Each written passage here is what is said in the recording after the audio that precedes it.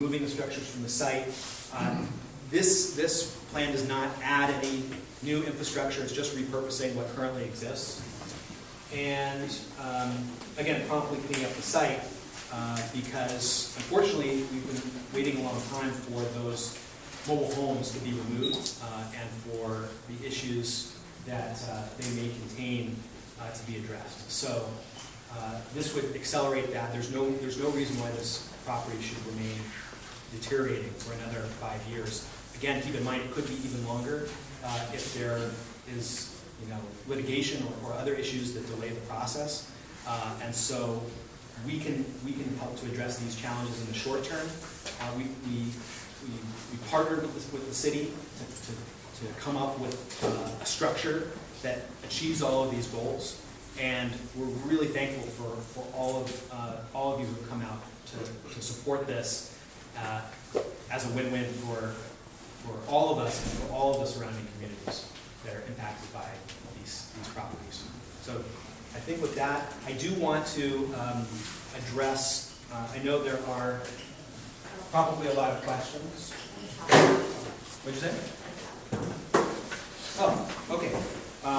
There have been a lot of questions and some perhaps misunderstandings about some of the features of this plan.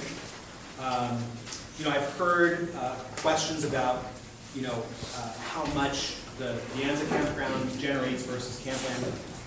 I think Pierre mentioned that Campland currently generates over $3 million a year between rent and TOT for the city of San Diego.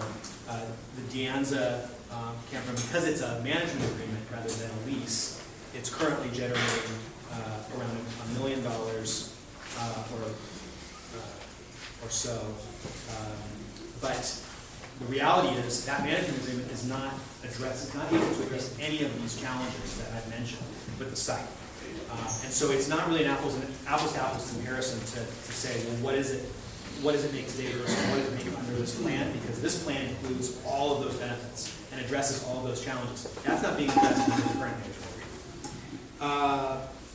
Some questions have come up about how does Campland provide low-cost accommodations, or how does that fit into the broader kind of ecosystem of accommodations in Mission Bay Park? The reality is that the weighted average daily rate for a campsite at Campland is around $70. You compare that to any of the hotels in Mission Bay Park, where it's starting at $300 a night or more, and it just goes up from there. And again, Campland, this is another thing that some people don't understand. Campland provides access to all different forms of camping, everything from your most basic tent to the largest and most elaborate RVs and everything in between. Camper vans, tent trailers, fifth wheels. And so all of the sites that we're proposing to add at the end, it's the same things, are flexible sites that can accommodate any form of camping, depending on what, and many different site types and price points to meet every budget. There was the question about lawsuits being settled. Yes, one of the benefits of this project is that claims that have existed for a long time are being resolved. But Campland, as a sign of good faith, agreed to toll its claims for the last 15 years. So this is an opportunity to put that all in the past and to move forward as a good partner with the city.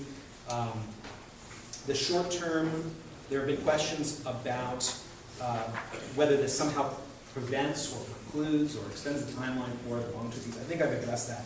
But again, the city has full discretion at the expiration of this lease to move forward with the long-term plan. And unfortunately, the reality is they're not going to be ready to move forward in the next 4 or 5 years. I've mentioned the interest-free financing. I think I've covered, there have been some questions about water quality. And the reality is that as a lessee in Mission Bay Park, Campland, just like at our current site, we're required to conform to city water quality management practices. It's part of the lease. And we've had a lot of success with improving the water quality at Campland, in part just, again, through our approach to operations. So we hope to do the same at Anza. I think that's all of the questions I wanted to address, but I'm happy to answer any additional questions that I haven't been able to cover. Thank you, Jay. First from the committee, any questions or comments? Yes, Chris.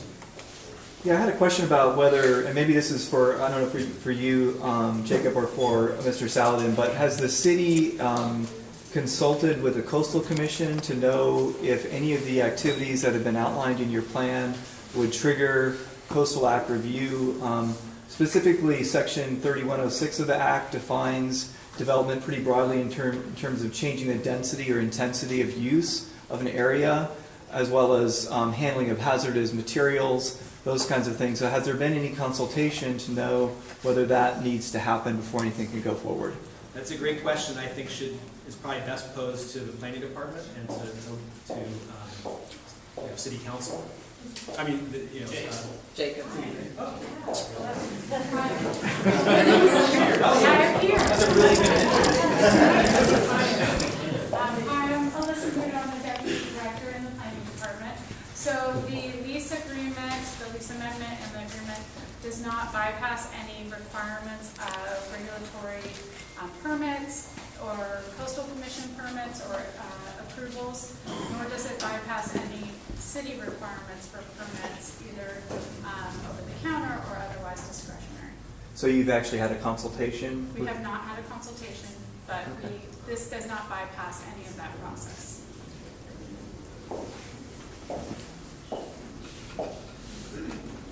Any questions or comments from the committee?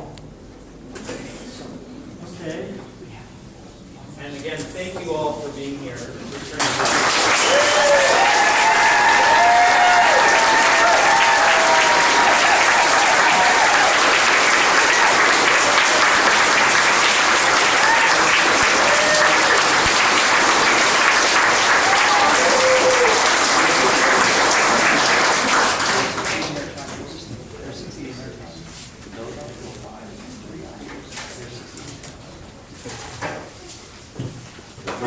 I think we've got lots of speakers, very little time.